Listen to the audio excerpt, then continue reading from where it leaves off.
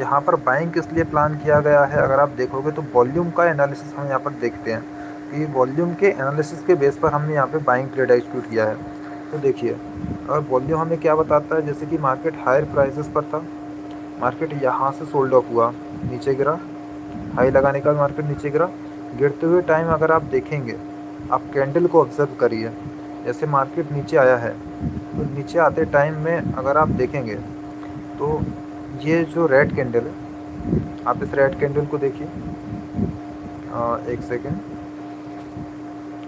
अगर आप इस रेड कैंडल को देखेंगे यहाँ पे, ये वाला जो रेड कैंडल है, इस रेड कैंडल में वॉल्यूम इंक्रीज़ हुआ है। यहाँ पे वॉल्यूम इंक्रीज़ होने के साथ में अगर आप देखिए तो रेड रेड वॉल्यूम आ रहा है ना, अगर आप देखेंगे तो ये वाला जो रेड कैंडल है, इस कैंडल के बाद यहाँ पे एक और रेड कैंडल बना है और इसमें वॉल्यूम इंक्रीज़ हुआ है। पहले वाला जो रेड कैंडल था इससे ज़्यादा वॉल्यूम आया है।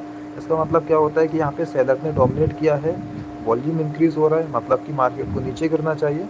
बट अगर आप देखेंगे तो मार्केट नीचे तो गिरा है, लेकिन ये जो रेड कैंडल है ये पूरा रिवर्स होकर के क्लोजिंग कहाँ दिया है, ऊपर के साइड में क्लोजिंग दिया है। अब मार्केट ये कैंडल को आप देखिए, ये कैंडल क्या बता रहा है कि मार्केट नीचे नहीं गिरना चाह रहा है। जैसे कि यहाँ पर जो वॉल्यूम था, इस कैंडल से ज़्यादा वॉल्यूम आया था इस रेड कैंडल में। अगर आप देखेंगे तो यहाँ पे इसमें वॉल्यूम कम था, प्राइसेस नीचे की तरफ पुश हुआ और नीचे क्लोजिंग आया था, हेल्दी क्लोजिंग आया था।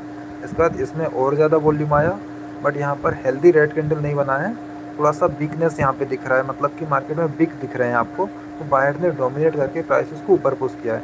यहाँ पर आप देखिए वॉल्यूम और ज़्यादा इंक्रीज़ हुआ, मार्केट को तो और नीचे गिरना चाहिए, लेकिन मार्केट नीचे तो गिरा बट वो पूरा रिवर्स हो गया, मतलब कि यहाँ पे बायर ने डोमिनेट किया है, बाइंग किया गया है यहाँ पर लोअर प्राइसेस पर।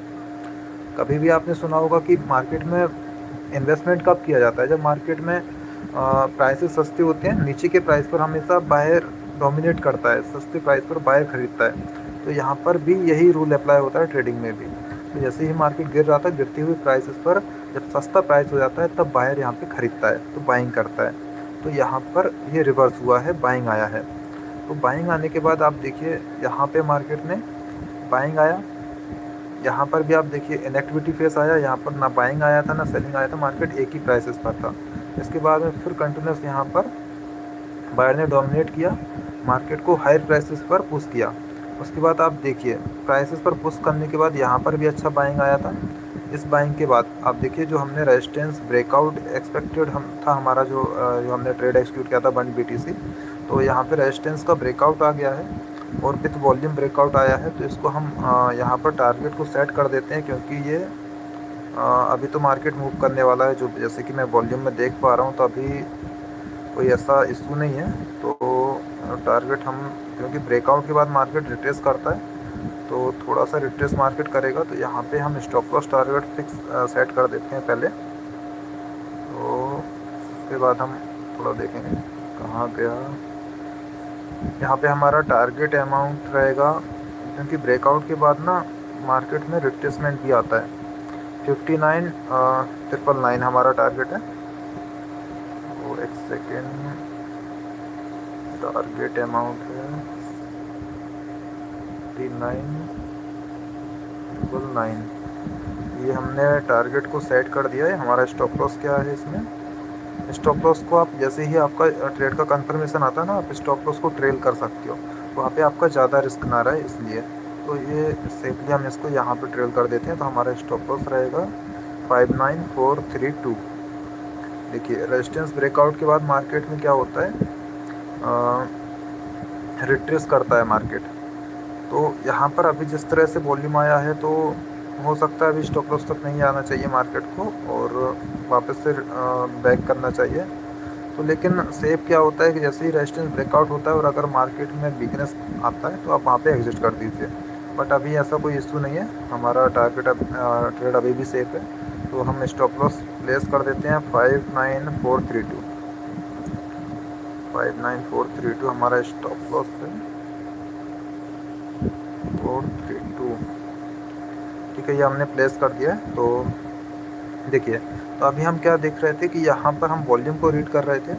तो अगर आप देखेंगे तो यहाँ पर गिरते हुए मार्केट में यहाँ पर वॉल्यूम इंक्रीज़ हुआ है इस कैंडल में, और जो प्राइस था नीचे ना गिर करके ऊपर क्लोज कर दिया गया है। उसके बाद में अगर आप देखोगे आगे भी इसी तरह से मार्केट में जब आप देखिए यहाँ पे ये जो लोस थे ये लोस ब्रेक हुए हैं इस रेड कैंडल में, और यहाँ पर भी वॉल्यूम इंक्रीज हुआ था। बाइंग साइड में कैंडल गया, कैंडल ऊपर गया है, वॉल्यूम इंक्रीज हुआ है, मतलब कि बायर ने डोमिनेट किया है। और इस कैंडल से ज़्यादा वॉल्यूम आया है इस कैंडल में, लेकिन प्राइस वहाँ से रिवर्स आया था।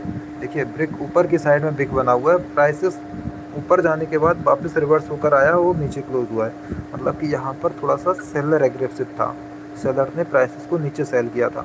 और इसके बाद जो रेड कैंडल आया है इस रेड कैंडल में बाइंग हुआ, उसके बाद फिर सेल ऑफ कर दिया गया और सेलिंग में मार्केट यहाँ तक आया। इन सभी के स्टॉप लॉस सेट किए, यहाँ पे जो लेवल थे इनके स्टॉप लॉस सेट करने के बाद मार्केट रिवर्स हो गया और ऊपर क्लोज हो गया।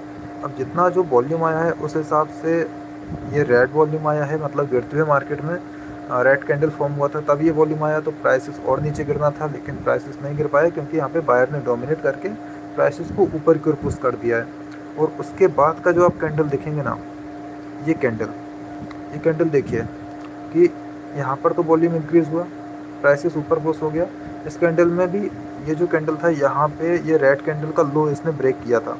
आप देखिए ये वाला जो लो था ये ब्रेक किया था इस ग्रीन कैंडल ने, ब्रेक करने के बाद इसको और गिरना चाहिए था क्योंकि सेलर का लो ब्रेक हुआ है, लेकिन मार्केट ऊपर की जाकर के क्लोज हो गया। तो जैसे ही ये ऊपर कैंडल क्लोज हुआ है और कैंडल क्लोज होने का नेक्स्ट कैंडल में देखिए वॉल्यूम इंक्रीज हो गया, प्राइसेस ऊपर की ओर पुश होने लगा। इट मीन्स कि यहाँ पर बाइंग किया जा रहा है, बाइंग प्रेशर है। तो इस बेस पर हमने यहाँ पर बाइंग साइड का ट्रेड एग्जीक्यूट किया है। और ट्रेड का एक्सपेक्टेशन होता है रेजिस्टेंस का ब्रेकआउट, तो इस ट्रेड में हमारा रेजिस्टेंस ब्रेकआउट हो गया था। ब्रेकआउट के बाद मार्केट जिस तरह से ये वॉल्यूम बेस बाइंग आया था इस पूरी बाइंग को रिवर्स कर दिया है यहाँ तक। तो अभी हम कह सकते हैं कि ये ट्रेड थोड़ा सा नेगेटिव में जा सकता है, बट जब तक यहाँ पे आपका जो वॉल्यूम के साथ बाइंग आया है उस कैंडल का लो अगर ब्रेक नहीं होता है वहाँ पर आपका ट्रेड सेफ है, तो आप उसको रेजिस्टेंस ब्रेकआउट पर एग्जिट कर सकते हो। तो ये वॉल्यूम का जो रीडिंग होती है ना,